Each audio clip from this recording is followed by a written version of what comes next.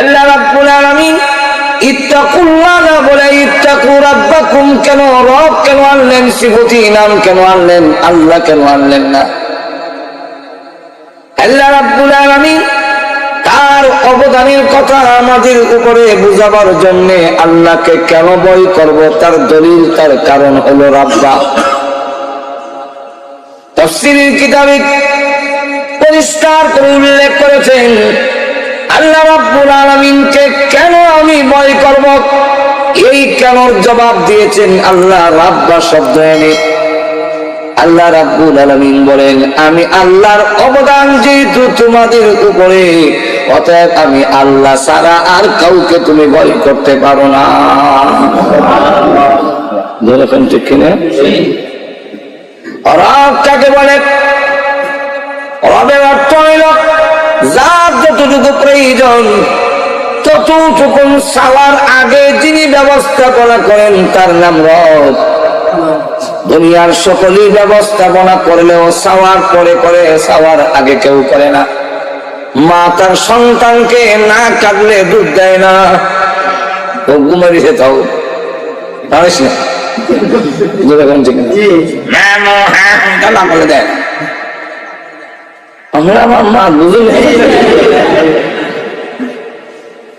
দুনিয়ার কেউ চাইলে দেয় না, চাইলে দেয় না। আর আল্লাহ রাব্বুল আলামিন বলেন আমি রব, বান্দারে তোমাদের যা কিছু লাগে চাওয়ার আগে আমি আল্লাহ সব দিয়েছি, সব আমি দিয়েছি তোমাদের চাওয়ার আগে আগে। বলবো পরে, আগে আসেন। এখন সেই রব তিন অর্থে ব্যবহার হয়। অর্থে এক অর্থ হল খালেক, আল্লাহ রাব্বুল আলামিন আমাদের সকলের স্রষ্টা বানানেওয়ালা। আপনারা বলেন আমাদের সকলকে আল্লাহ রাব্বুল আলামিন মুসলমান হোক অমুসলমান হোক সকলকে এককভাবে বানাইছেন আল্লাহ। আমরা যেমন আল্লাহ বানাইছেন, বারাক ওবামারে কে বানাইছে? আল্লাহ। বুশরে সন্দেহ আছে নি? আল্লাহ রাব্বুল আলামিন বলেন যেহেতু আমি এককভাবে তোমাদের বানাইছি আর কারো কাছ থেকে পরামর্শ নেই নাই কিভাবে বানাবো, আমার ইচ্ছা মতে তোর অঙ্গ প্রত্যঙ্গ গুলো সেট করছি। টকশোতে যেভাবে তৃতীয় মাত্রা বুদ্ধিজীবীরা, এই বুদ্ধিজীবীরা জিজ্ঞাসা চলো তুমি অবস্থা ছাড়া বেড়া, কি ছাড়া বেড়া চোখ কই দিতাম। তো এক বুদ্ধিজীবী হয়তো এইখানে দিতে পারেন, আর বুদ্ধিজীবী হয় ভূগোল চলিত দেন। কেন বলে এই ভূগোল চলিত না দিলে চোখ নষ্ট হয়ে যাবে, কেন তোমার কথা মতো চোখ দিলাম ভূগোল চলিত। আর বুদ্ধিজীবী কত দিকে জিব্বালা কই দিতাম বলে আল্লাহ 32টা রাতের মাঝখানে আমার বুদ্ধি ধরে না, ধরে ফেরো লটকায় দেয়, জিব্বা দুলো ফেরো লটকায়। চোখ ভূগোল দিন নাকটা কই দিতাম বলে নাক ততই বড় জ্ঞান থাকবে, কখন কোন জায়গায় বাড়ি নেই গিয়ে নাকটা ভেঙে যায়, এই জন্য নাকটাকে দেওয়া দেন কাপড়ের তলে। নাক কাপড়ের তলে, চোখ ভূগোল তলি, জিব্বা ফেরো লটকায়। সুবহানাল্লাহ। আপনার কি সারা কোন কিছু খাইতে হইলে এই প্রচন্ড শীতের দেশে কাপড় চোপড় খুলো, দেখো এটা কিতা দিছে, দেখলো চোখ দিয়ে রসগোল্লা, তখন বালা না গান্ধী গেছি এটা বুঝবার লাগে নাকের কাছে নাও কাপড় চোপড় খুলো। এখন দাঁতের মধ্যে দিয়ে নরম না করলে জিব্বা নরম করবো কেমন? দাঁত দিয়ে নরম করে আইনের জিব্বা দিতে দিতে রসগোল্লার রস সব পথে ঘুরেছে।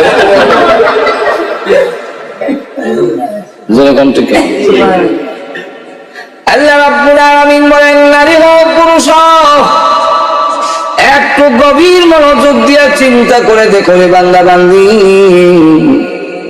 আমি আল্লাহ তোর মাথা থেকে পা পর্যন্ত এমন সুন্দর করে বানাইছি, পৃথিবীর কেউ এমন সুন্দর বিকল্প মানুষ বানাতে পারবে না। না পারিলে রোবট বানাইছে না, রোবট মানুষের মধ্যে আনে হাত পা নাক কান সব আছে, মানুষ তো বানিয়ে দিয়েছে, আমি ভাববো না কেমন রোবট বানাবে কিন্তু আল্লাহ এই মানুষের মতো বানাতে পারবে না। কিভাবে? আল্লাহ রাব্বুল আলামিন একটা নাক দিলেন আমাদেরকে, এই নাক পৃথিবীর কোনো দার্শনিক দিতে পারবে না। নাকের মধ্যে কোনো সুইচ নেই, কোনো চিপ ডাউন লাগে না, কিন্তু দেখা যায় আতরের ঘ্রাণ লাগাইলে বুঝি, আবার পায়খানার গন্ধ দুর্গন্ধ বুঝি। খাইতে গেলে দেখবেন মাছের ঘ্রাণ একটা, গোশতের গন্ধ আরেকটা, শুটকির গন্ধ আরেকটা। একই নাক, এই সুইচটা, এই ক্ষমতা কোথায় আল্লাহ দিলেন যে একটি নাক দিয়া কোটি কোটি জিনিসের আলাদা আলাদা গন্ধ বোঝার মতো যোগ্যতা দিয়েছে।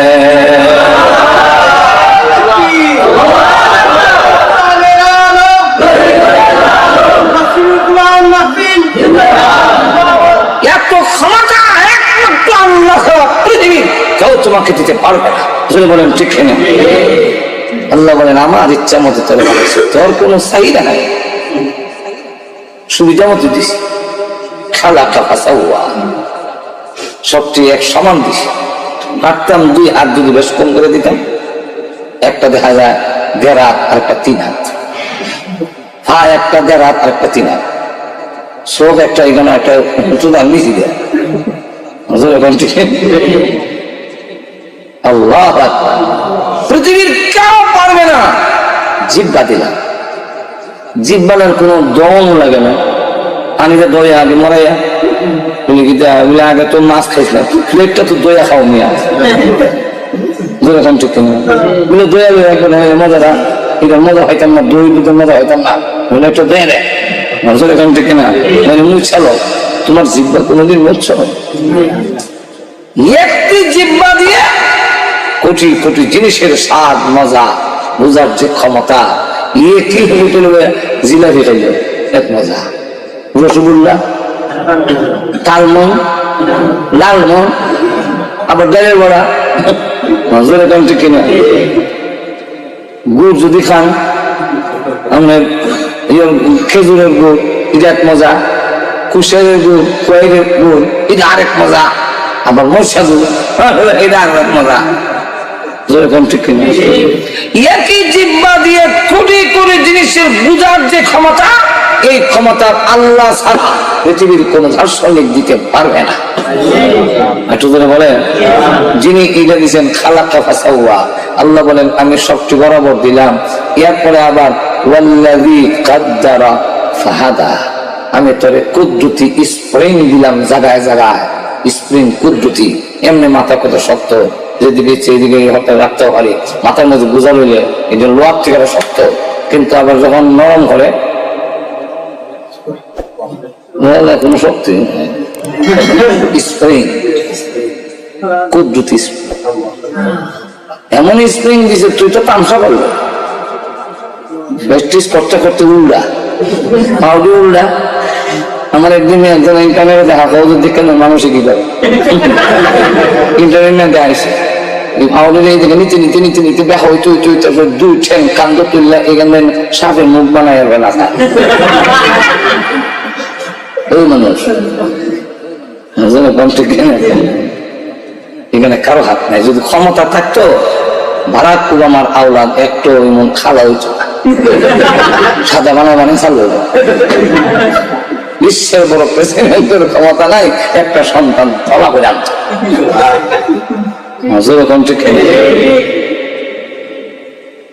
আল্লাহ বলেন তাহলে আমাদের বানানো অনেকে, আমরা কারে ধরে চান? তুই কথাটা বুঝাবে লেগে আল্লাহ নাই না রব আছে।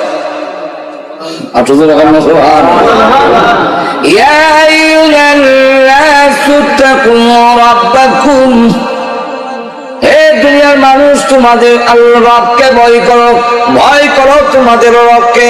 কেন রবের কথা আনলেন? আল্লাহ শব্দ না এনে আল্লাহ কেন রব আনলেন?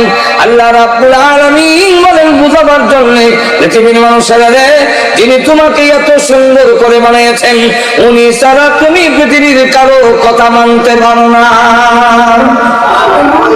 আর একটু জোরে বলেন, তাহলে কি আমি মা বাবার কথা মানতাম না? উস্তাদ ঈশ্বরের কথা মানতাম না? আমি তখন কেউ কথা মানতাম না। হ্যাঁ মানবেন, আল্লাহকে নারাজ করে না। রসুল ব্যাখ্যা দিয়ে বলছেন, রসুল ব্যাখ্যা দিয়ে বলেন আল্লাহকে নারাজ করে পৃথিবীর কারো বিধান মানা যাবে না। আল্লাহর বিধানের বিরোধিতা যদি না হয়, সাংঘর্ষিক যদি না হয়, তাহলে সবের কথা মানতে পারবে। আমার মা যদি আমার আল্লাহর বিরুদ্ধে কয়, সামনে রমজান আইতেছে, মা কয় উপযুক্ত ছেলেরে রোজা রাখিস না, যে 19 ঘন্টার রোজা 18 ঘন্টার রোজা করলে ছুটি যাবে, বাবা তুই খাইলে খালি আয়। মা যদি পানি খাওয়ার জন্য আপনি মার কথা অমান্য কইলেও পানি না খেয়ে থাকতে হবে। বলেন আমি পানি না খাইলে মা নারাজ, আর পানি খাইলে কারে নারাজ করবেন? বলেন এখানে অমান্য করলে কোনো গুনাহ হবে না। জামাই যদি বউরে কয় আমার ফ্রেন্ডের সামনে তুমি যেতে হবে, রসগোল্লা মুখ দিয়ে দিবে,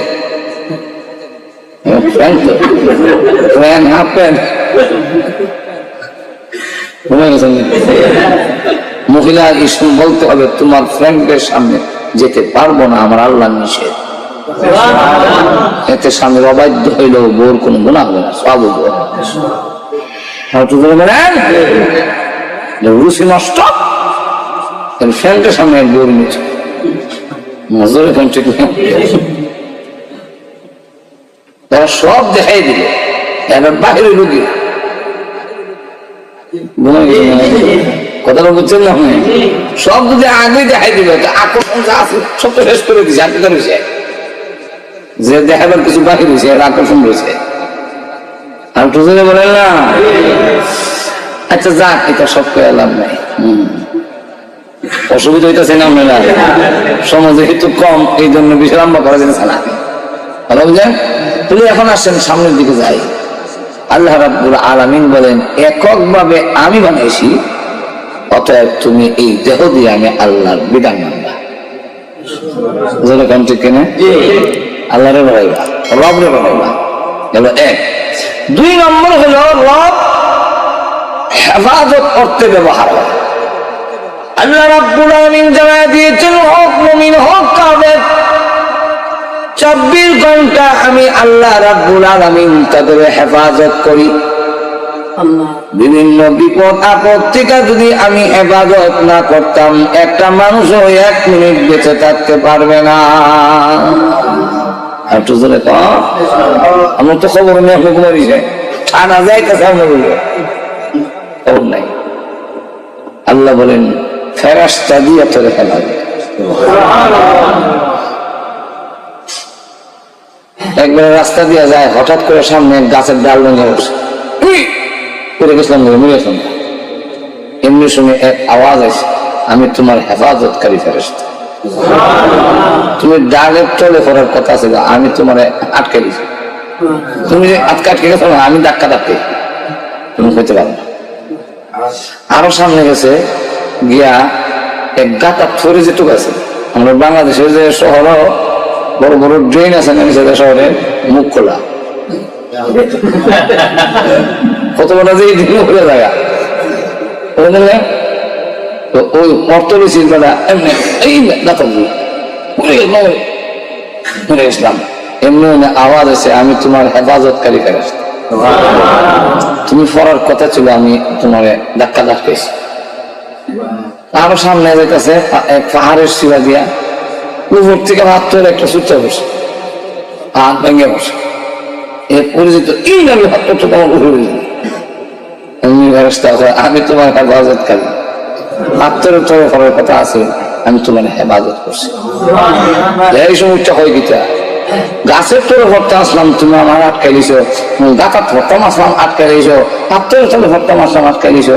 তা আমি বিয়া করে যে সময় বিপদে বসছিলাম, এই সময় আটকাইলে না কেন?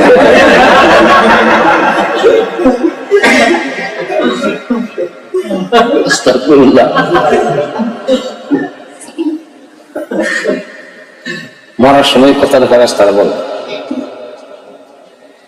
নাহনু আউলিয়াউকুম ফিল হায়াতিদ দুনিয়া ওয়া ফিল আখিরাহ।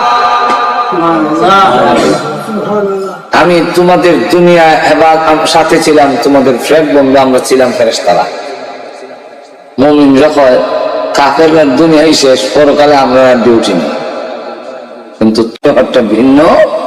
দুনিয়াতে যেমন তোমার ফ্রেন্ড বন্ধু ছিলাম, মরার পরেও থাকবো, ভয় করো না। মুমিন দেখো নাহনু আউলিয়াউকুম ফিল হায়াতিদ দুনিয়া ওয়া ফিল আখিরাহ। আগেও ছিলাম, দুনিয়াতে ছিলাম, এখন চিন্তা করো না, তুমি যাও, আমরা তোমার সাথে পরকালেও বলে ফ্রেন্ড বন্ধু হিসাবে থাকবো। যাক গেল দুই, সব ব্যাখ্যা দিলে আজকে শেষ করে থাকবে। দুই, 3 নম্বর হইল রব লালন পালনকারী, পালনেওয়ালা। যেরকম কে আর একটু জোরে বলেন, যিনি লালন পালন করেন ওনার নাম কি? রব। যেরকম কি না ওনার শ্রীপতির নাম দেখি রব, পালনেওয়ালা। রব কি যে কোনো কমন যায়? রব্বুল আলামিন একবার দাবি করেছ আমি রব্বুল আলামিন, বলে রব্বুল আলামিন। তখন তুমি যদি রব্বুল আলামিন বিশ্বাস আসিল এলাকা কানি তাই কত হের সাথে তখন মোকাবেলা করতে হয়, লাঠি সুরালো। তো মুরিদের মধ্যে আসছিল একজন আলেম। আলেম লাঠি সুরালিয়া যাবেন, এর পক্ষ থেকে কিছু লোক আছে, কারণ সব দলের লোক তাই লঙ্গি গামছা ভাটের মধ্যে লোক আছে, কিছু লোক তাই না বন্ডের পিছনে কিছু কিছু লোক আছে না, বন্যা করে কেন তো সংঘর্ষ হবে। আমার যদি আপনি কিছু অনুমতি দেন তা আমি একমত দিয়া দেখি কৌশলে কত যাও দেখো। তুমি যাইবার সময় 2টা বসা রুটি আর একটু গান্দা তরকারি প্যাকেট করে নিয়ে গেছে। তার সামনে বসে জিজ্ঞাসা করে আপনি কে, আপনার পরিচয়? বলে আমি রব্বুল আলামিন। তখন উনি হয় বড় ভালো হয়েছে, আপনি যে কি মেহরবানি করছেন, কি শুকরিয়া আমি আদায় করি। আপনি কোনো কিছু জিগাইতে গেলে আরো সোজা আমরা বলবো, এখন খরচ হয়ে গেছে, আমরা লাগে কত সুবিধা হয়েছে, এই এক চান্দাতে আপনি করছেন। যেরকম ঠিক না, কি শুকরিয়া আদায় করুন রব্বুল আলামিন, আরো সত্যি কেমন জমিনও আইসে। তো ঠিক আছে, আমি আর কি শুকরিয়া আদায় করুন, আপনি যেমন কাম করছেন, কিছু নাস্তা লয়ে যেমনি ফসা রুটি গান্দা তরকারি ফসা রুটি গান্দা তরকারি বলে আমি রব্বুল আলামিন বলে তো রুটি আপনার দেও তরকারি গান্দা তরকারি ওইটা তো আপনার দেওয়া বলে গান তরকারি যদি ফসা হয় আমি রব্বুল আলামিন ফসা। আচ্ছা যাক, বড় ভালো হয়েছে। একটা কথা বলে কি একটা আয়াত নিয়ে আমরা বড় কোনো সংঘর্ষ, যে আপনি যে আয়াত নাযিল করলেন ইন্না আনজালনাহু ফি লাইলাতুল মুবারাকাতিন ইন্না কুল্লা মুনজিরিন, এটা আব্দুল উলামা একরাম হয় লাইলাতুল মুবারাকাতুন দিয়া সব বরাত বুঝাইছে, আর ওগুলো সব কদর বুঝাইছেন। আপনি কোনটা বুঝেছেন? আপনি কইলে এটা হয় এমনি বেটা ওইটা হয় যেটা। আমি একটা মূর্খ মানুষ, আমি এটা কেমন করবো? আমি একটা মূর্খ মানুষ, এই কথাটা অনিচ্ছা সত্যাইছে, ইচ্ছা আইছে না বলে মানুষ আমার সত্য কথা অনিচ্ছা সত্যে।